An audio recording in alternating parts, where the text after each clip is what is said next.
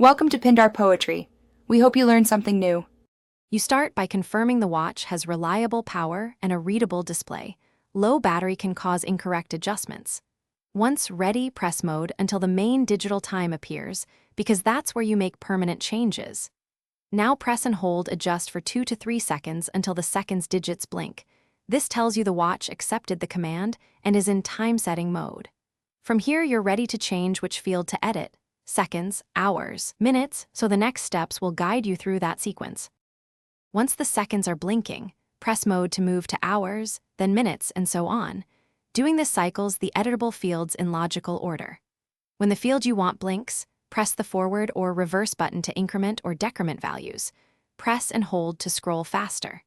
Make sure to change the year, month, and day if needed, and toggle 12 versus 24-hour format or daylight, saving time using the labeled button. This ensures all time-related functions and alarms stay synchronized with the new setting. To complete the process, press adjust once to exit setting mode.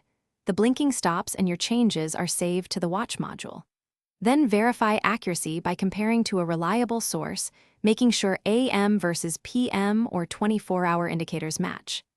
If the time reverts or won't hold, try a battery replacement first because weak cells cause resets. If that fails, perform a module reset per the manual or visit a service center. This troubleshooting step fixes most persistent setting issues quickly. Thanks for watching. Consider subscribing if we helped you.